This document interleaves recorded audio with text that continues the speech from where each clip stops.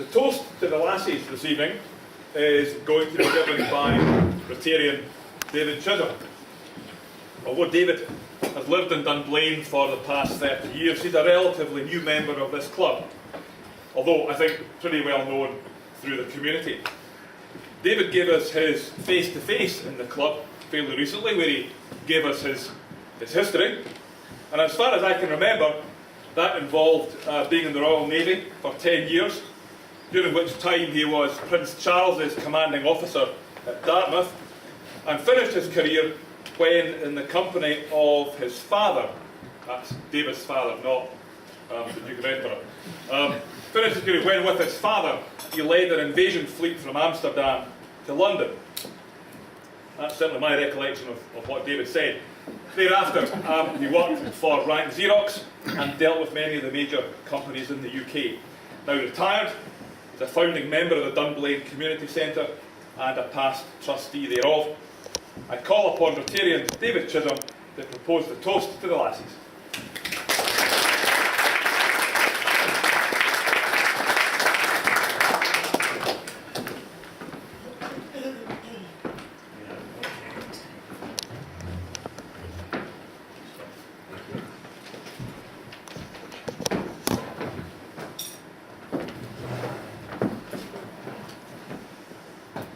Hello. I'm so happy to be here tonight. Are you all having a good time? Up at the back, the cheap seats. Well, I thought I might liven it up a wee bit. I didn't want to sort of drag you down too much after such an excellent speech. That was good quality. You can judge about this one, but it certainly won't be that quality. Rabbie Bunce, as we know, was criticised for being a womaniser. But for me, it takes two to tango. You know what women are like, guys. They open their big eyes, they flash their eyes at you, they kind of do the hip thing, and then they've got this thing with the hair, haven't they? Just toss the hair over the back of the head. Very distracting. I was distracted when I was a lad by a girl called Jacqueline. We went out one night, and as we said goodnight, she said, "I've got a laugh, why don't we try some fruit-flavoured lipstick?" Give it a go, yeah. So we tried about 4 or 5, and I can't remember what came out the best. But anyway, I went home, in the cupboard, put my jacket up, and I turned to go upstairs to the toilet, and my mother came past and she said, "Did you have a good evening, David?" And I said, "It's all right, it's all right." And then I went up to the toilet, and lo and behold, lipstick all over my face. Was I embarrassed? But the nice thing is, my mum knew what was going on, and she was the woman that cared for me. She cared for me as a lad. She stroked my head, she bathed me, she fed me, and she really was good to me. But actually I found that things started to change. One day she said to me, maybe about 14 years old, she said, "Oh, could you pop down to the shops and get a pint of milk?" "I'm not, no problem." Oh, and a packet of Rice Krispies, a pound of carrots, 2 tons of potatoes, and here's 2 and 6 and I want the change. So this was, you know, this wasn't the loving mother I knew, this was somebody giving me jobs to do. And you'll see a trend in this. And I'll come back to that.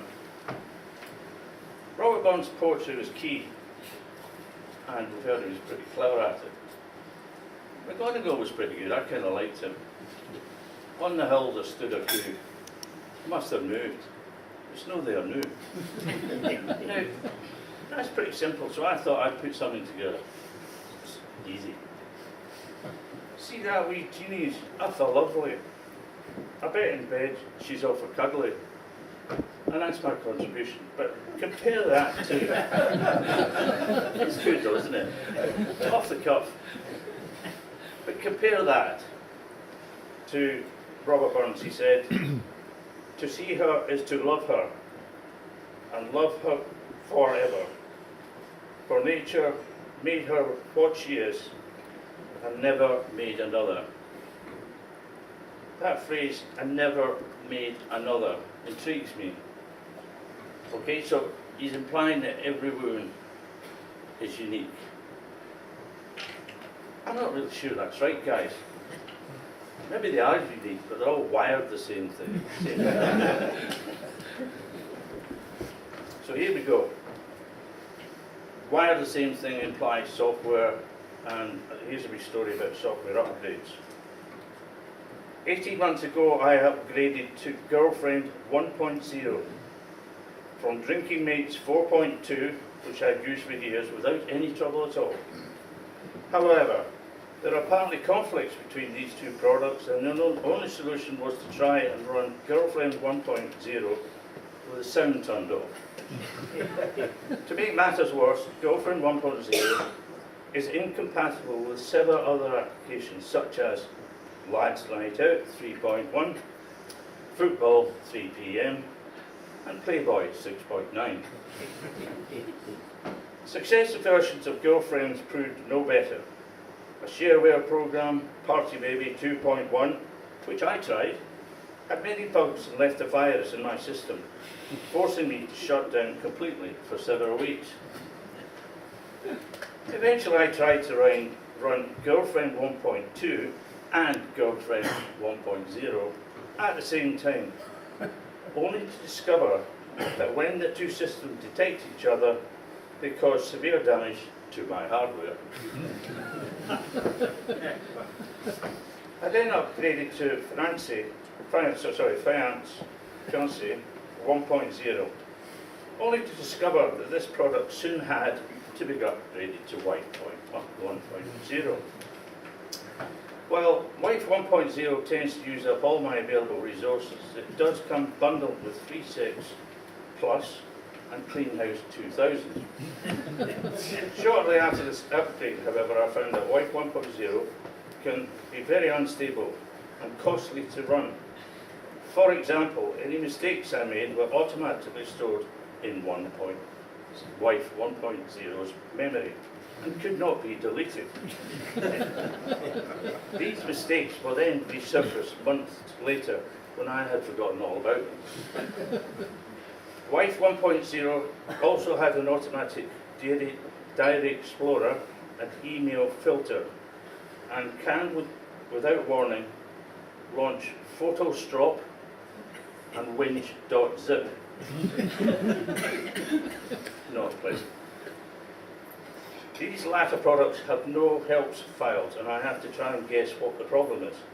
Additionally, costly problems are that Wife.1 needs updated regularly, requiring Shoe Shop browser for new attachments and Hairstyle Express, which needs to be reinstalled every few weeks. Wife 1.0 also spawns unwelcome child processes that drain my resources. It conflicts with some of my new games I wanted to try out, warning that they are legal operations. When Wife 1.0 attached herself to my Audi TT hard drive, it often crashes or runs the system dry. Wife 1.0 also comes with a rather annoying pop-up called Mother-in-Law. It can't be turned off. Recently I've been tempted to install Mistress 2000, but there could be problems. A friend of mine has alerted me to the fact that if Wife 1.0 detects the presence of Mistress 2000, it tends to delete all of your money files before uninstalling itself. So basically that's just a software version of some of the things that may have to deal with. So Rabbi came from Alloway, which is right next to Ayr. And I just wanted to share with you. When the moon is fair and round, the fishes swim for Ayr to droon. But when the moon is round and fair, the fishes swim return to Ayr. Ayr today, gone tomorrow.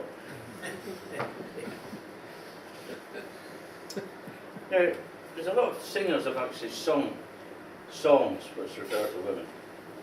The Beatles were very good at that. All you need is love. Please, please me. But please, please me. I always imagined that was guys speaking to women. But in this day and age, maybe it's women speaking to men.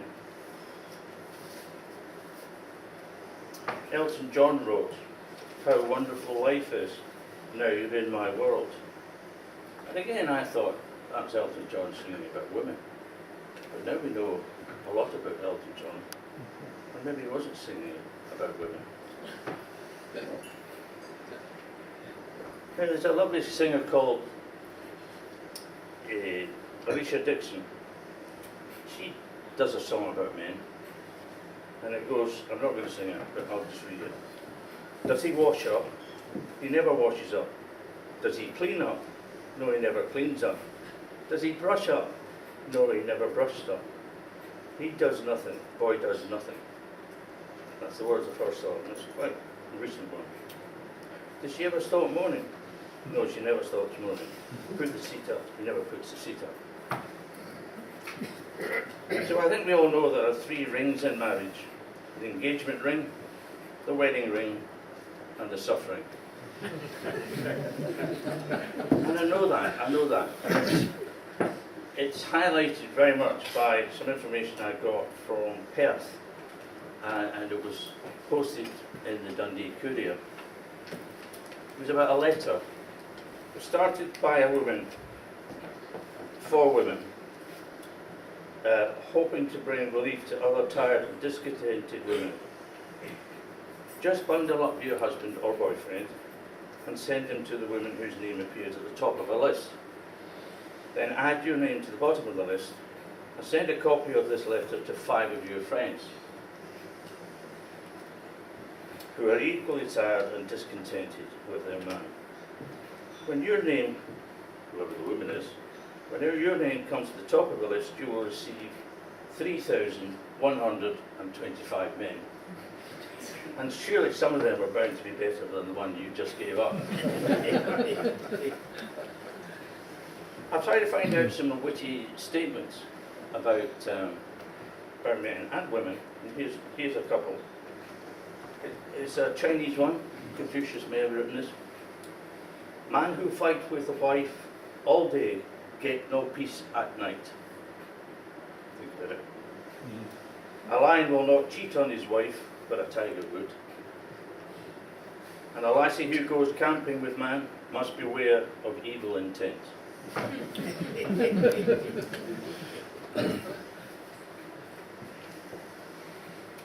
So here's a couple of jokes about women. Blonde decides to redecorate her bedroom. She wasn't sure how many rolls of paper she would get. So she spoke to her neighbour, who had summer-side room, and she happened to be blonde as well. Hey Buffy, how many rolls of wallpaper did you buy for your bedroom? 10, said Buffy. So the blonde bought 10 rolls of paper, did the job, but had 2 rolls left over. Buffy, she said, I bought 10 rolls of wallpaper for the bedroom, and I got 2 left over. Buffy said, so have I. And an executive was interviewing a very attractive blonde woman for a position in the company. And he wanted to find out about her personality. And he said to her, if you could have a conversation with any person, living or dead, who would that be? And the blonde said, oh, the living one. So ladies, how well Burns knew of our capabilities to endure this.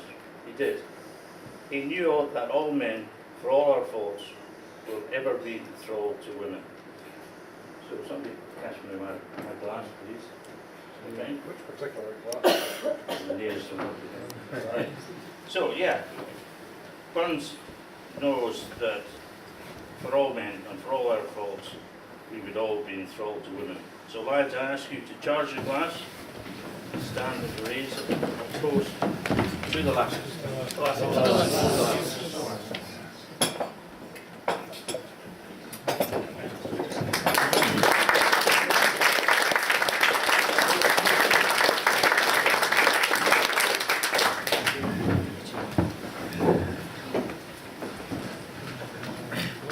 Thank you very much, David.